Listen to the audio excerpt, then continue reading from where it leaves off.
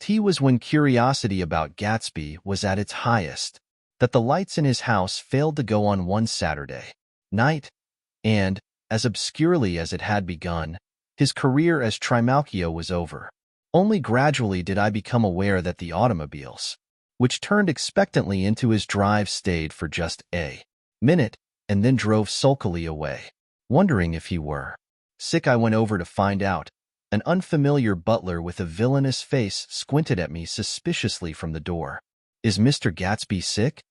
"Nope." After a pause, he added, "Sir," in a dilatory, grudging way. I hadn't seen him around, and I was rather worried. "Tell him Mr. Carraway came over." "Who?" he demanded rudely. "Carraway." "Carraway. All right, I'll tell him." Abruptly, he slammed the door.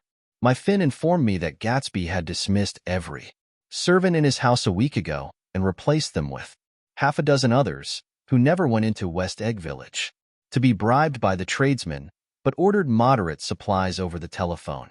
The grocery boy reported that the kitchen looked like a pigsty, and the general opinion in the village was that the new people weren't servants at all.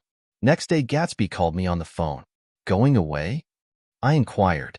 "No, old sport. I hear you fired all your servants. I wanted somebody who wouldn't gossip. Daisy comes over quite often in the afternoons." So the whole caravansary had fallen in like a card house at the disapproval in her eyes. "There's some people Wolfsheim wanted to do something for. They're all brothers and sisters. They used to run a small hotel." "I see." He was calling up at Daisy's request. Would I come to lunch at her house tomorrow? Miss Baker would be there. Half an hour later, Daisy herself telephoned and seemed relieved to find that I was coming. Something was up, and yet I couldn't believe that they would choose this occasion for a scene, especially for the rather harrowing scene that Gatsby had outlined in the garden. The next day was broiling, almost the last, certainly the warmest, of the summer. As my train emerged from the tunnel into sunlight, only the hot whistles of the National Biscuit Company broke the simmering hush at noon. The straw seats of the car hovered on the edge of combustion. The woman next to me perspired delicately for a while into her white shirtwaist, and then, as her newspaper dampened under her fingers, lapsed despairingly into deep heat with a desolate cry. Her pocketbook slapped to the floor. "Oh my," she gasped. I picked it up with a weary bend and handed it back to her, holding it at arm's length and by the extreme tip of the corners to indicate that I had no designs upon it. But everyone nearby, including the woman, suspected me just the same. "Hot," said the conductor to familiar faces. "Some weather. Hot, hot, hot. Is it hot enough for you? Is it hot? Is it?" My commutation ticket came back to me with a dark stain from his hand. That anyone should care in this heat. Whose flushed lips he kissed, whose head made damp the pajama pocket over his heart. Through the hall of the Buchanan's house blew a faint wind, carrying the sound of the telephone bell out to Gatsby and me as we waited at the door. "The master's body," roared the butler into the mouthpiece. "I'm sorry, madam, but we can't furnish it. It's far too hot to touch this noon." What he really said was, "Yes, yes, I'll see." He set down the receiver and came toward us, glistening slightly, to take our stiff straw hats. "Madam expects you in the salon," he cried, needlessly indicating the direction. In this heat, every extra gesture was an affront to the common store of life. The room, shadowed well with awnings, was dark and cool. Daisy and Jordan lay upon an enormous couch, like silver idols, weighing down their own white dresses against the singing breeze of the fans. "We can't move," they said together. Jordan's fingers, powdered white over their tan, rested for a moment in mine. "And Mr. Thomas Buchanan, the athlete?" I inquired. Simultaneously, I heard his voice, gruff, muffled, husky, at the hall telephone. Gatsby stood in the center of the crimson carpet and gazed around with fascinated eyes. Daisy watched him and laughed, her sweet, exciting laugh, a tiny gust of powder rose from her bosom into the air. "The rumor is," whispered Jordan, "that that's Tom's girl. On the telephone." We were silent. The voice in the hall rose high with annoyance. "Very well, then. I won't sell you the car at all. I'm under no obligations to you at all.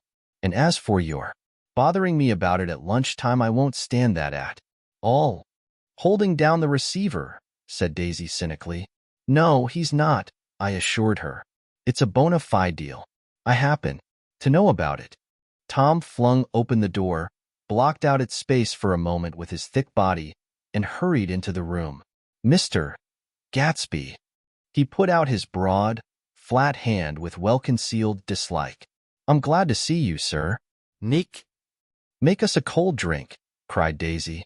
As he left the room again, she got up and went over to Gatsby and pulled his face down, kissing him on the mouth. "You know I love you," she murmured. "You forget there's a lady present," said Jordan. Daisy looked around doubtfully. "You kiss Nick, too. What a low, vulgar girl." "I don't care," cried Daisy and began to clog on the brick fireplace. Then she remembered the heat and sat down guiltily on the couch, just as a freshly laundered nurse leading a little girl came into the room. "Blessed Precious," she crooned, holding out her arms. "Come to your own mother that loves you." The child, relinquished by the nurse, rushed across the room and rooted shyly into her mother's dress. The Blessed Precious. "Did mother get powder on your old yellowy hair? Stand up now and say how to do." Gatsby and I in turn leaned down and took the small reluctant hand. Afterward, he kept looking at the child with surprise. I don't think he had ever really believed in its existence before. "I got dressed before luncheon," said the child, turning eagerly to Daisy. "That's because your mother wanted to show you off." Her face bent into the single wrinkle of the small white neck. "You dream, you absolute little dream." "Yes," admitted the child calmly. "Aunt Jordan's got on a white dress, too. How do you like mother's friends?" Daisy turned her around so that she faced Gatsby. "Do you think they're pretty? Where's Daddy?" "She doesn't look like her father," explained Daisy. "She looks like me. She's got my hair and shape of the face." Daisy sat back upon the couch. The nurse took a step forward and held out her hand. come, Pammy. "Goodbye, sweetheart." With a reluctant backward glance, the well-disciplined child held to her nurse's hand and was pulled out the door, just as Tom came back, preceding 4 gin rickeys that clicked full of ice. Gatsby took up his drink. "They certainly look cool," he said, with visible tension. "We drank in long, greedy swallows." "I read somewhere that the sun's getting hotter every year," said Tom genially. "It seems that pretty soon the Earth's going to fall into the sun. Or wait a minute, it's just the opposite. The sun's getting colder every year." "Come outside," he suggested to Gatsby. "I'd like you to have a look at the place." I went with them out to the veranda. On the green Sound, stagnant in the heat, one small sail crawled slowly toward the fresher sea. Gatsby's eyes followed it momentarily. He raised his hand and pointed across the bay. "I'm right across from you." "So you are." Our eyes lifted over the rose beds and the hot lawn and the weedy refuse of the dog days along shore. Slowly the white wings of the boat moved against the blue cool limit of the sky. Ahead lay the scalloped ocean and the abounding blessed isles. "There's sport for you," said Tom, nodding. "I'd like to be out there with him for about an hour." We had luncheon in the dining room, darkened, too, against the heat, and drank down nervous gaiety with the cold ale. "What'll we do with ourselves this afternoon?" cried Daisy. "And the day after that, and the next 30 years? "Don't be morbid," Jordan said. "Life starts all over again when it gets crisp in the fall."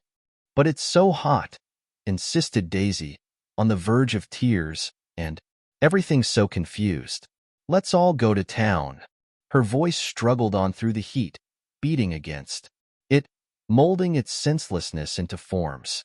"I've heard of making a garage out of a stable," Tom was saying to Gatsby, "but I'm the first man who ever made a stable out of a garage. Who wants to go to town?" demanded Daisy insistently. Gatsby's eyes floated toward her. Ah, she cried. You look so cool. Their eyes met, and they stared together at each other, alone in space. With an effort, she glanced down at the table. You always look so cool, she repeated. She had told him that she loved him, and Tom Buchanan saw. He was astounded. His mouth opened a little and he looked at Gatsby and then back at Daisy as if he had just recognized her as someone he knew a long time ago. You resemble the advertisement of the man, she went on, innocently. You know the advertisement of the man. All right, broke in Tom quickly. I'm perfectly willing to go to town. Come on. We're all going to town. He got up, his eyes still flashing between Gatsby and his wife. No one moved. Come on. His temper cracked a little. What's the matter, anyhow? If we're going to town, let's start. His hand, trembling with his effort at self-control, bore to his lips the last of his glass of ale. Daisy's voice got us to our feet and out onto the blazing gravel drive. Are we just going to go? She objected. Like this? Aren't we going to let anyone smoke a cigarette first? Everybody smoked all through lunch. Oh, let's have fun, she begged him. It's too hot to fuss. He didn't answer. Have it your own way, she said.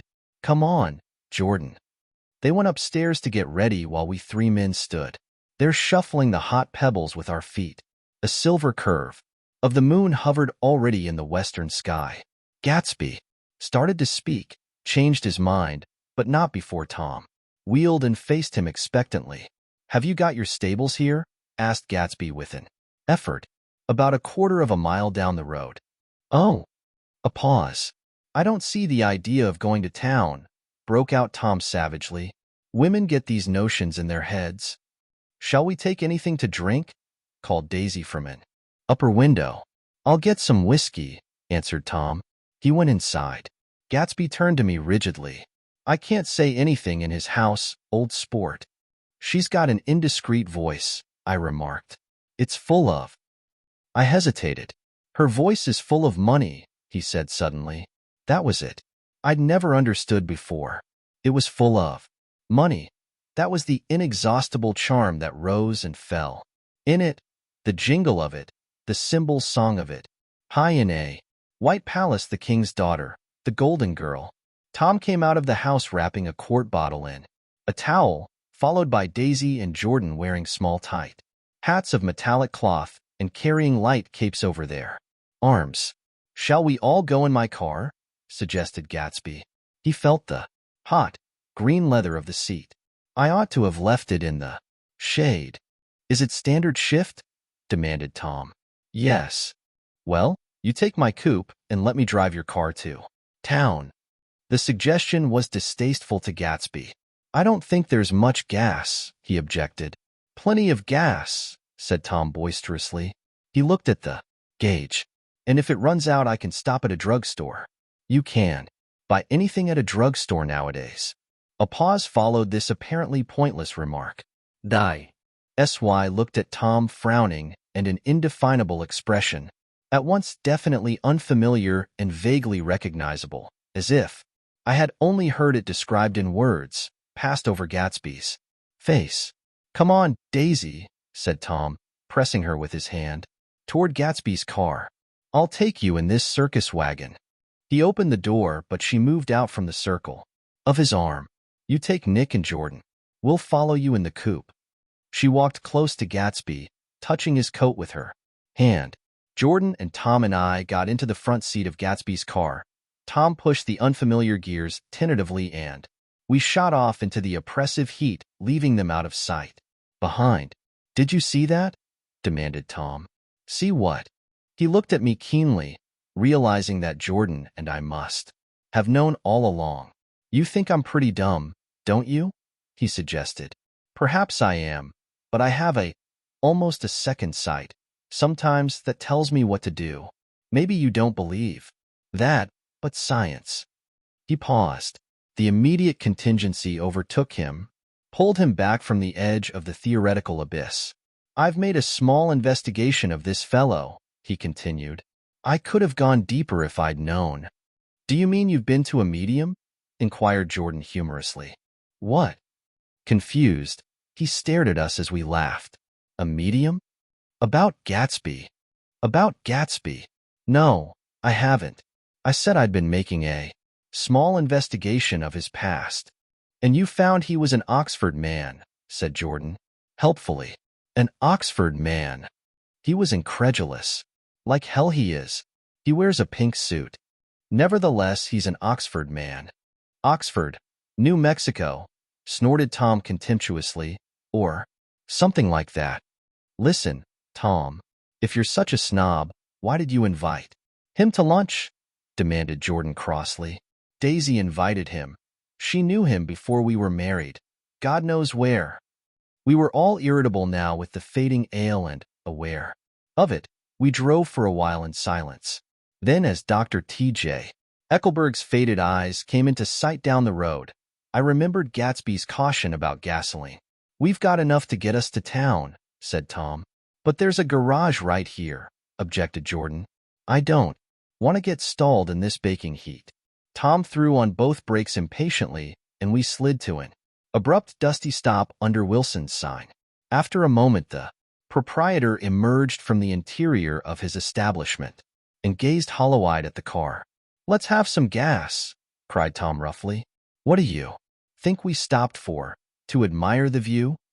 I'm sick, said Wilson without moving. I've been sick all day. What's the matter? I'm all run down. Well, shall I help myself? Tom demanded. You sounded well enough on the phone. With an effort, Wilson left the shade and support of the doorway and, breathing hard, unscrewed the cap of the tank. In the sunlight, his face was green. I didn't mean to interrupt your lunch, he said, but I need money pretty bad, and I was wondering what you were going to do with your old car. How do you like this one? Inquired Tom. I bought it last week. It's a nice yellow one, said Wilson, as he strained at the handle. Like to buy it? Big chance, Wilson smiled faintly. No, but I could make some money on the other. What do you want money for, all of a sudden? I've been here too long. I want to get away. My wife and I want to go west. Your wife does, exclaimed Tom, startled. She's been talking about it for 10 years. He rested for a moment against the pump, shading his eyes. And now, she's going whether she wants to or not. I'm going to get her away. The coupe flashed by us with a flurry of dust and the flash of a waving hand. What do I owe you? Demanded Tom harshly. I just got wised up to something funny the last 2 days, remarked Wilson. That's why I want to get away. That's why. I've been bothering you about the car. What do I owe you? $20. The relentless beating heat was beginning to confuse me, and I had a bad moment there before I realized that so far his suspicions hadn't alighted on Tom. He had discovered that Myrtle had some sort of life apart from him in another world, and the shock had made him physically sick.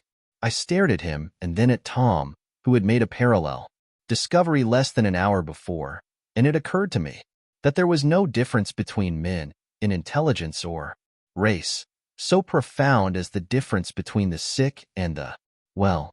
Wilson was so sick that he looked guilty, unforgivably guilty, as if he had just got some poor girl with child. I'll let you have that car, said Tom.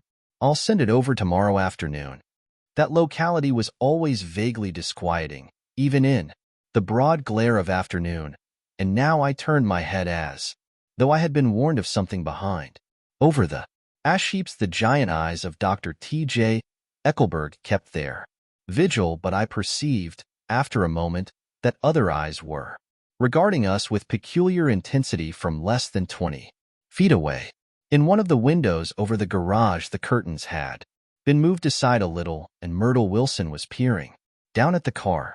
So engrossed was she that she had no consciousness of being observed, and one emotion after another crept into her face like objects into a slowly developing picture. Her expression was curiously familiar. It was an expression I had often seen on women's faces, but on Myrtle Wilson's face it seemed purposeless and inexplicable until I realized that her eyes wide with jealous terror, were fixed, not on Tom, but on Jordan Baker, whom she took to be his wife. There is no confusion like the confusion of a simple mind, and as we drove away Tom was feeling the hot whips of panic, his wife and his mistress, until an hour ago secure, and inviolate, were slipping precipitately from his control. Instinct made him step on the accelerator with the double purpose of overtaking Daisy and leaving Wilson behind, and we sped along toward Astoria at 50 miles an hour, until, among the spidery girders of the elevated, we came in sight of the easygoing blue coupe. "Those big movies around 50th Street are cool," suggested Jordan. "I love New York on summer afternoons. When everyone's away, there's something very sensuous about it, overripe, as if all sorts of funny fruits were going to fall into your hands." The word sensuous had the effect of further disquieting Tom, but before he could invent a protest, the coupe came to a stop and Daisy signaled us to draw up alongside. "Where are we going?" she cried. "How about the movies?" "It's so hot," she complained. "You go. We'll ride around and meet you after." With an effort her wit rose faintly. "We'll meet you on some corner. I'll be the man smoking 2 cigarettes. "We can't argue about it here," Tom said impatiently as a truck gave out a cursing whistle behind us. "You follow me to the south side of Central Park, in front of the plaza."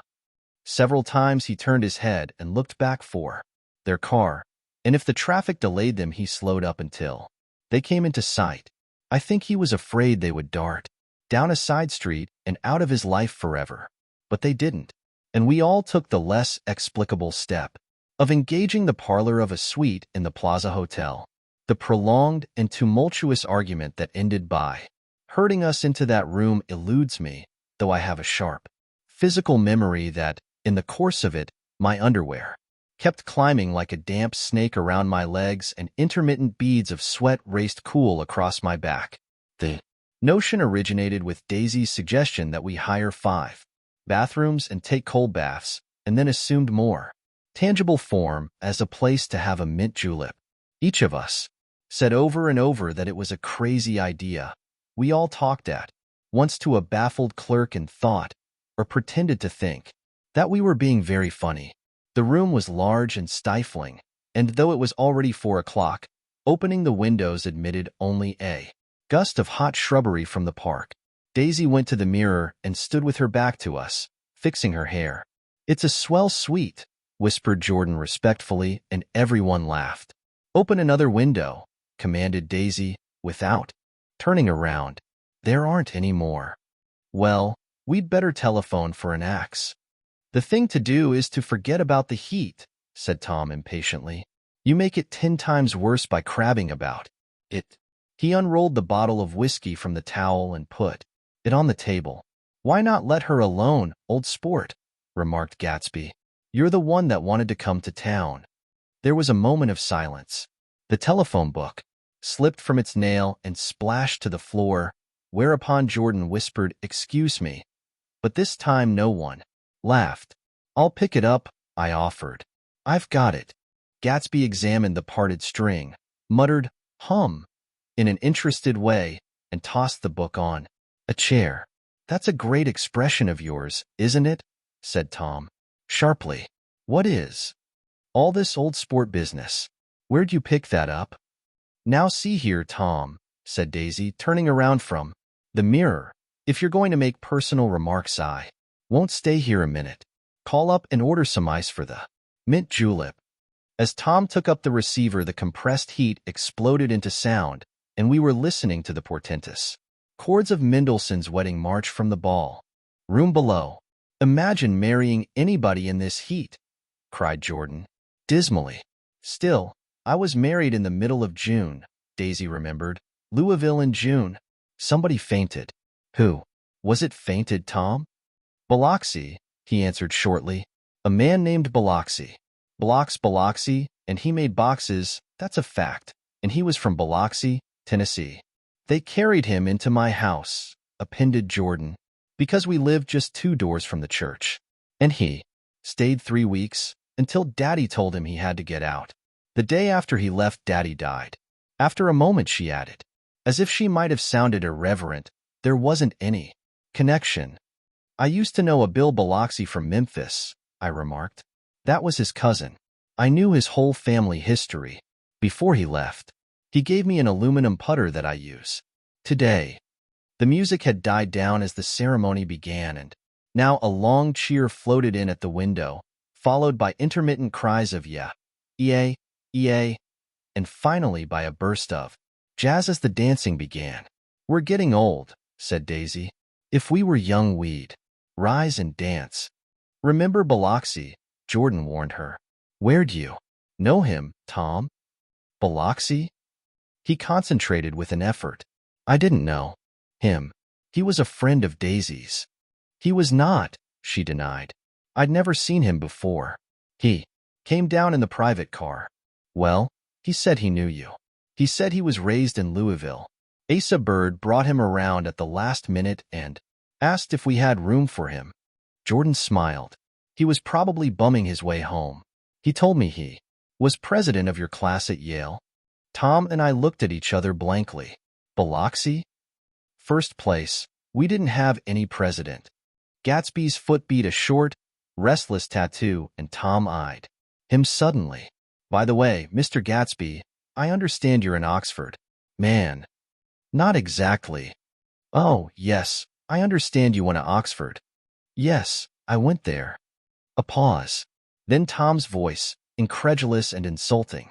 You must have gone there about the time Biloxi went to New Haven. Another pause. A waiter knocked and came in with crushed mint and ice, but the silence was unbroken by his thank you and the soft closing of the door. This tremendous detail was to be cleared up at last. I told you I went there, said Gatsby. I heard you, but I'd like to know when. It was in 1919. I only stayed 5 months. That's why I can't really call myself an Oxford man. Tom glanced around to see if we mirrored his unbelief. But we were all looking at Gatsby. It was an opportunity they gave to some of the officers.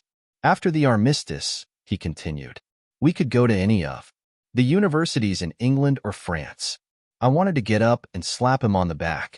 I had one of those renewals of complete faith in him that I'd experienced before.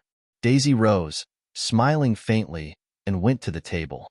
Open the whiskey, Tom, she ordered, and I'll make you a mint julep. Then you won't seem so stupid to yourself. Look at the mint. Wait a minute, snapped Tom. I want to ask Mr. Gatsby one more question. Go on, Gatsby said politely. What kind of a row are you trying to cause in my house? Anyhow, they were out in the open at last, and Gatsby was content. He isn't causing a row. Daisy looked desperately from one to the other. You're causing a row. Please have a little self-control. Self-control, repeated Tom incredulously. I suppose the latest thing is to sit back and let Mr. Nobody from Nowhere make love to your wife. Well, if that's the idea, you can count me out. Nowadays, people begin by sneering at family, life and family institutions, and next they'll throw everything overboard and have intermarriage between black and white. Flushed with his impassioned gibberish, he saw himself standing alone on the last barrier of civilization. We're all white here, murmured Jordan. I know I'm not very popular. I don't give big parties.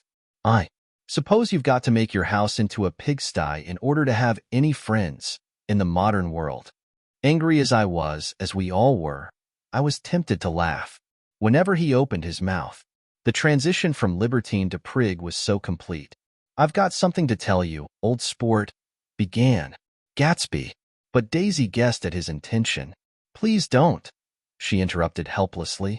Please, let's all go home. Why don't we all go home? That's a good idea. I got up. Come on, Tom. Nobody wants a drink. I want to know what Mr. Gatsby has to tell me. Your wife doesn't love you, said Gatsby. She's never loved you. She loves me.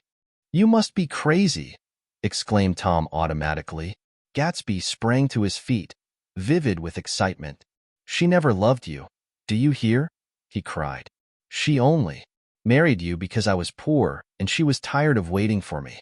It was a terrible mistake, but in her heart she never loved anyone except me. At this point, Jordan and I tried to go, but Tom and Gatsby insisted with competitive firmness that we remain, as though neither of them had anything to conceal, and it would be a privilege to partake vicariously of their emo. White, flushed with his impassioned gibberish, he saw himself standing alone on the last barrier of civilization. "We're all white here," murmured Jordan. "I know I'm not very popular. I don't give big parties. I suppose you've got to make your house into a pigsty in order to have any friends in the modern world." Angry as I was, as we all were, I was tempted to laugh.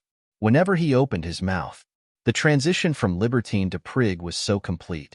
"I've got something to tell you, old sport," began Gatsby, but Daisy guessed at his intention. "Please don't," she interrupted helplessly. "Please, let's all go home. Why don't we all go home?" "That's a good idea." I got up. "Come on, Tom. Nobody wants a drink. I want to know what Mr. Gatsby has to tell me." "Your wife doesn't love you," said Gatsby. "She's never loved you. She loves me." "You must be crazy," exclaimed Tom automatically. Gatsby sprang to his feet, vivid with excitement. "She never loved you. Do you hear?" he cried. "She only married you because I was poor and she was tired of waiting for me. It was a terrible mistake, but in her heart she never loved anyone except me." At this point, Jordan and I tried to go, but Tom and Gatsby insisted with competitive firmness that we remain, as though neither of them had anything to conceal, and it would be a privilege to partake vicariously of their emo. Scorn. "Do you know why we left Chicago? I'm surprised that they didn't treat you to the story of that little spree." Gatsby walked over and stood beside her. "Daisy, that's all over now," he said earnestly. "It doesn't matter anymore. Just tell him the truth, that you never loved him, and it's all wiped out forever." She looked at him blindly. "Why? How could I love him, possibly? You never loved him." She hesitated.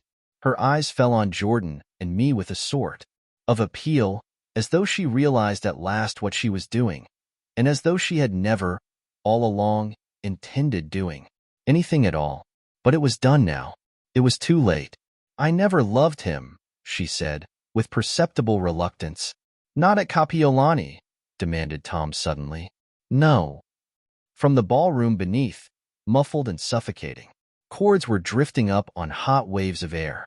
"Not that day. I carried you down from the punch bowl to keep your shoes dry." There was a husky tenderness in his tone. "Daisy, please don't." Her voice was cold, but the rancor was gone from it. She looked at Gatsby.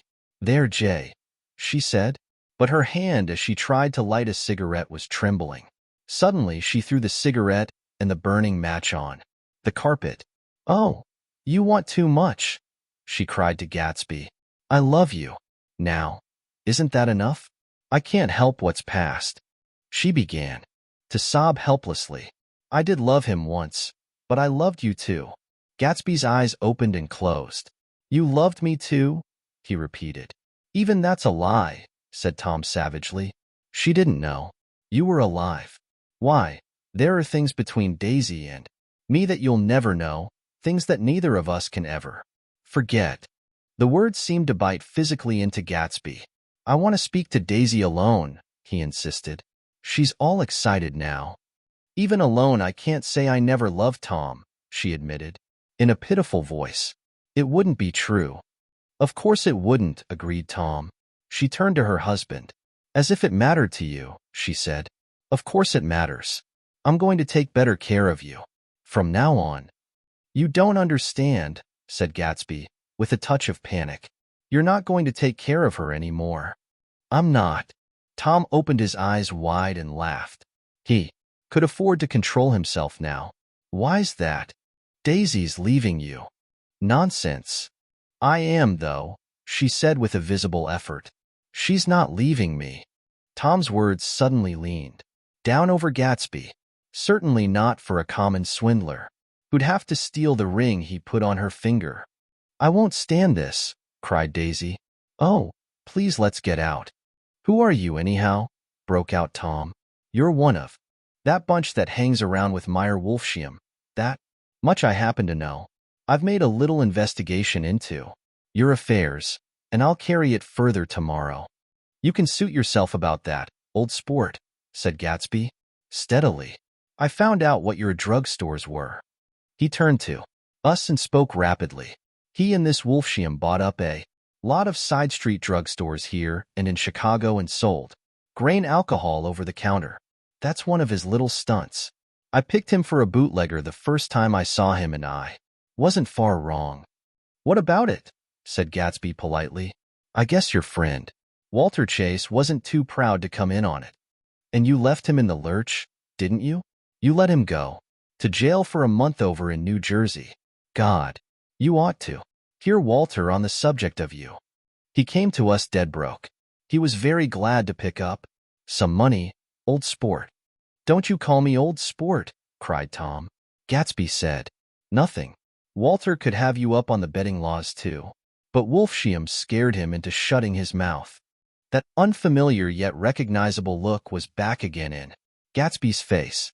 That drugstore business was just small change, continued Tom slowly. But you've got something on now that Walter's afraid to tell me about. I glanced at Daisy, who was staring terrified between Gatsby and her husband, and at Jordan, who had begun to balance an invisible but absorbing object on the tip of her chin. Then I turned back to Gatsby and was startled at his expression. He looked, and this is said in all contempt, for the babbled slander of his garden, as if he had killed a man. For a moment the set of his face could be described in just that fantastic way. It passed, and he began to talk excitedly to Daisy, denying everything, defending his name against accusations that had not been made. But with every word she was drawing further and further into herself. So he gave that up, and only the dead dream fought on as the afternoon slipped away, trying to touch what was no longer tangible, struggling unhappily, undespairingly, toward that lost voice across the room. The voice begged again to go. Please, Tom, I can't stand this any more. Her frightened eyes told that whatever intentions, whatever courage she had had, were definitely gone. You two start on home, Daisy, said Tom, in Mr. Gatsby's car. She looked at Tom, alarmed now, but he insisted with magnanimous scorn. Go on. He won't annoy you. I think he realizes that his presumptuous little flirtation is over. They were gone, without a word, snapped out, made accidental, isolated, like ghosts even from our pity.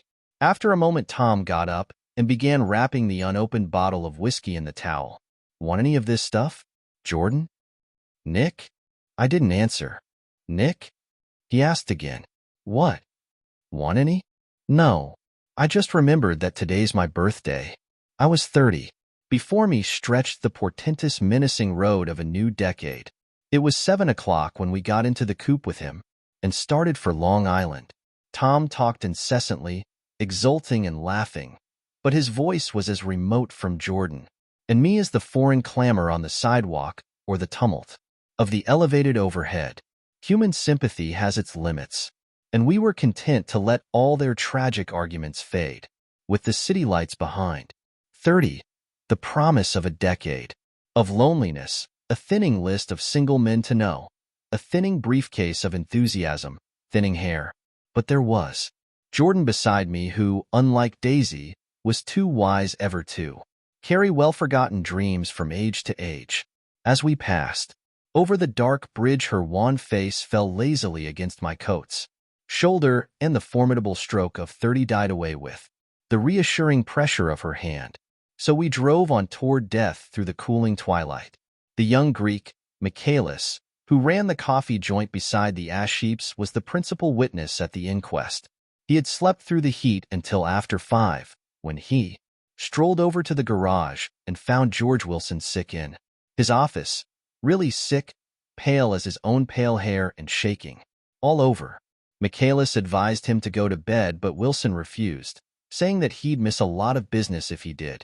While His neighbor was trying to persuade him a violent racket broke out overhead. "I've got my wife locked in up there," explained Wilson, calmly. "She's going to stay there till the day after tomorrow, and then we're going to move away." Michaelis was astonished. They had been neighbors for years, and Wilson had never seemed faintly capable of such a statement. Generally, he was one of these worn-out men. When he wasn't working, he sat on a chair in the doorway and stared at the people and the cars that passed along the road. When anyone spoke to him, he invariably laughed, in an agreeable, colorless way. He was his wife's man and not his own. So naturally, Michaelis tried to find out what had happened, but Wilson wouldn't say a word. Instead, he began to throw curious, suspicious glances at his visitor and ask him what he'd been doing at certain times on certain days. Just as the latter was getting uneasy, some workmen came past the door bound for his restaurant, and Michaelis took the opportunity to get away, intending to come back later. But he didn't. He supposed he forgot to, that's all. When he came outside again a little after 7, he was reminded of the conversation because he heard Mrs. Wilson's voice loud and scolding downstairs in the garage. "Beat me," he heard her cry.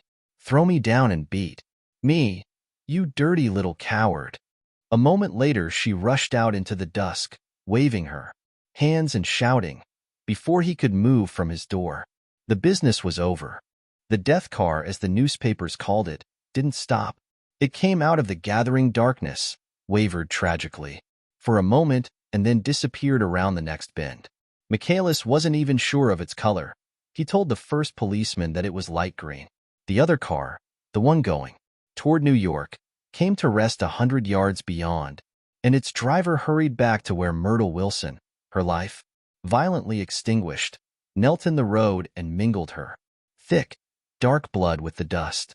Michaelis and this man reached her first, but when they had torn open her shirtwaist, still damp with perspiration, they saw that her left breast was swinging loose like a flap, and there was no need to listen for the heart beneath. The mouth was wide open and ripped at the corners as though she had choked a little in giving up the tremendous vitality she had stored so long. We saw the 3 or 4 automobiles and the crowd when we were still some distance away. "Wreck," said Tom. "That's good. Wilson will have a little business at last." He slowed down, but still without any intention of stopping until, as we came nearer, the hushed, intent faces of the people at the garage door made him automatically put on the brakes. "We'll take a look," he said doubtfully, "just a look." I became aware now of a hollow, wailing sound which issued incessantly from the garage, a sound which, as we got out of the coupe and walked toward the door, resolved itself into the words, "Oh, my God," uttered over and over in a gasping moan. "There's some bad trouble here," said Tom excitedly. He reached up on tiptoes and peered over a circle of heads into the garage, which was lit only by a yellow light in a swinging wire basket overhead.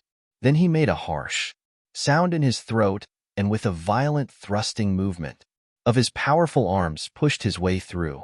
The circle closed up again with a running murmur of expostulation. It was a minute before I could see anything at all.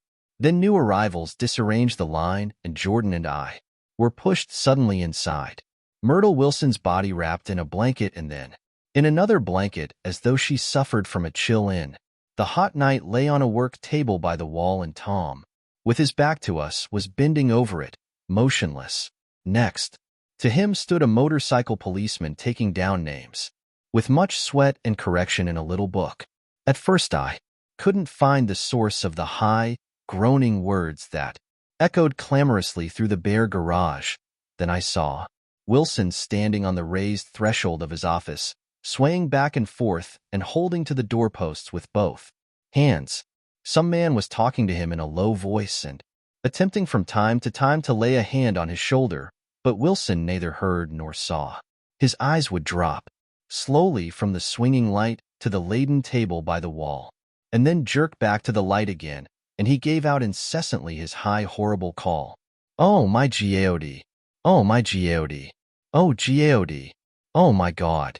Presently Tom lifted his head with a jerk, and after staring Around the garage with glazed eyes addressed a mumbled, incoherent remark to the policeman.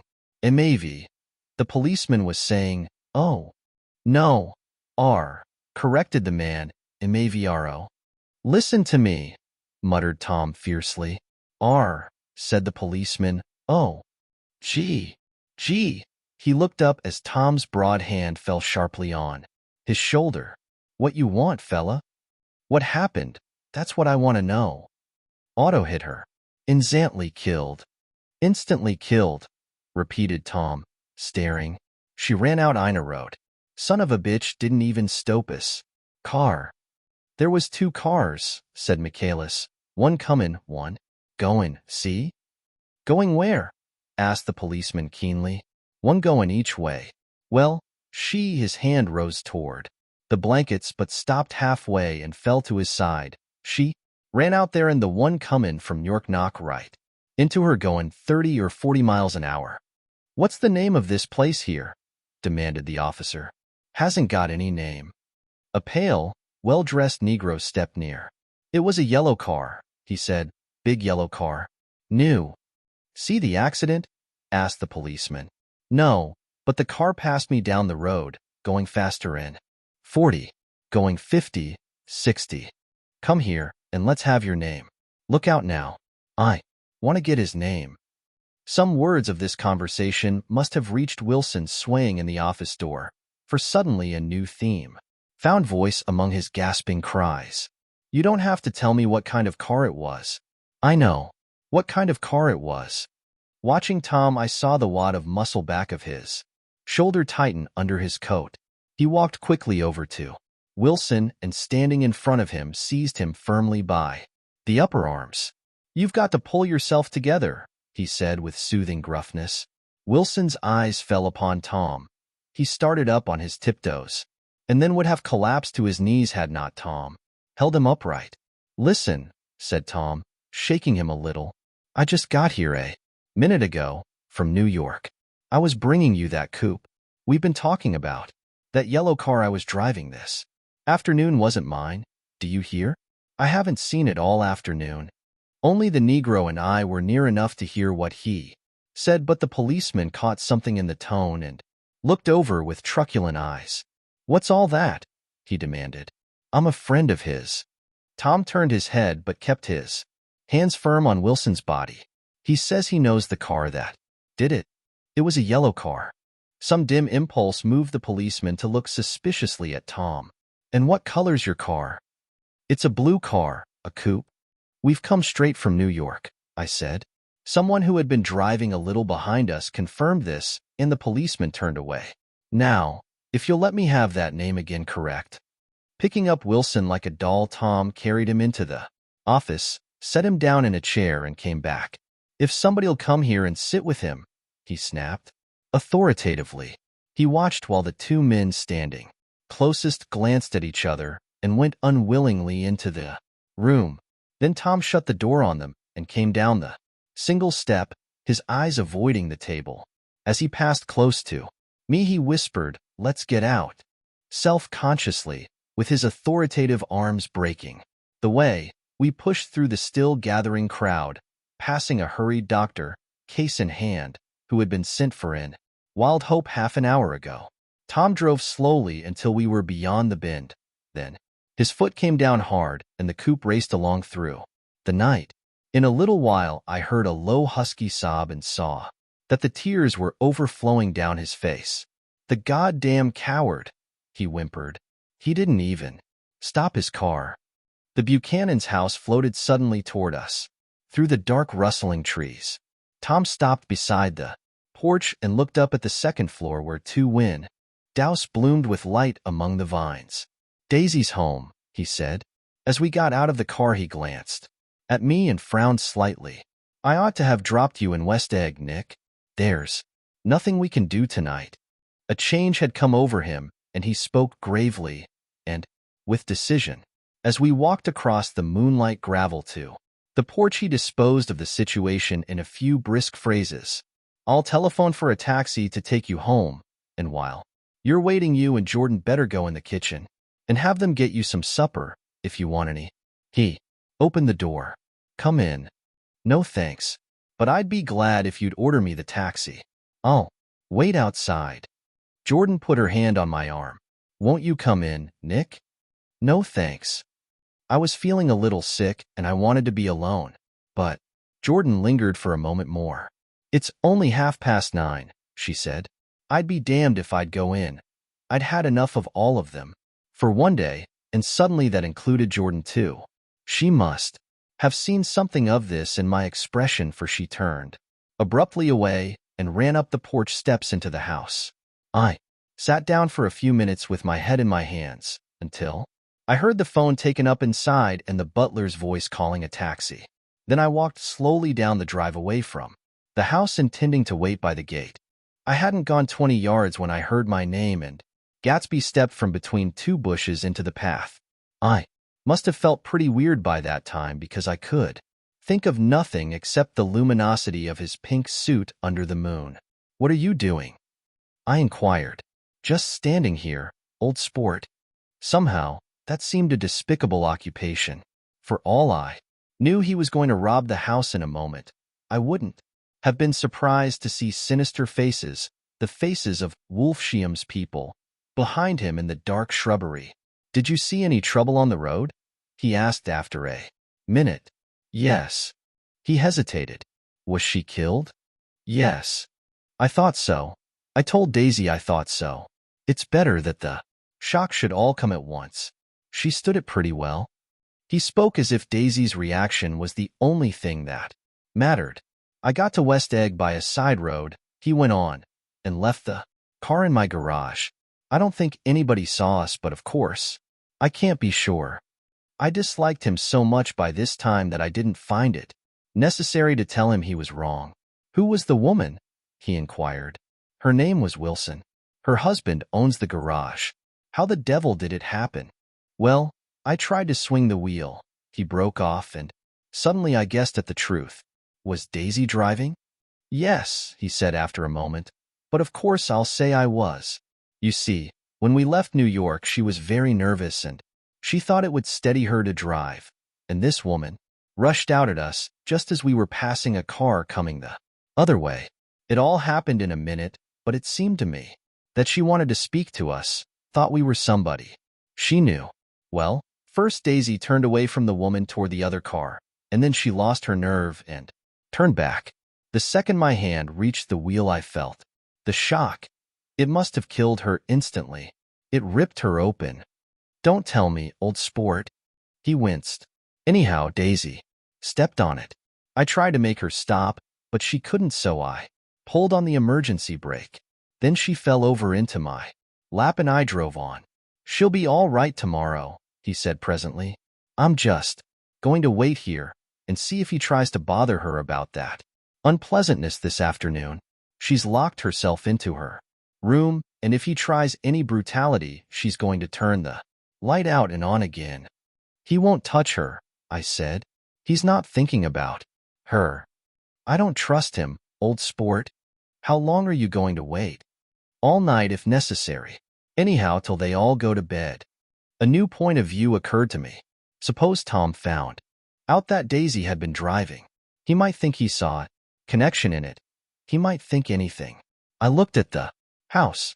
There were 2 or 3 bright windows downstairs, and the pink glow from Daisy's room on the second floor. You wait here, I said.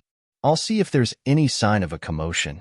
I walked back along the border of the lawn, traversed the gravel softly, and tiptoed up the veranda steps. The drawing room curtains were open, and I saw that the room was empty.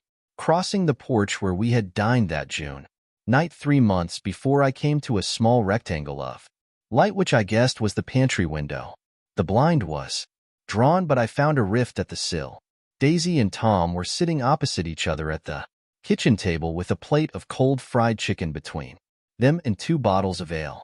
He was talking intently across the table at her, and in his earnestness his hand had fallen upon and covered her own. Once in a while she looked up at him and nodded in agreement. They weren't happy, and neither of them had touched the chicken or the ale, and yet they weren't unhappy either. There was an unmistakable air of natural intimacy about The picture, and anybody would have said that they were conspiring together. As I tiptoed from the porch, I heard my taxi feeling its way along the dark road toward the house. Gatsby was waiting where I had left him in the drive. "Is it all quiet up there?" he asked anxiously. "Yes, it's all quiet." I hesitated. "You'd better come home and get some sleep." He shook his head. "I want to wait here till Daisy goes to bed. Good night, old sport."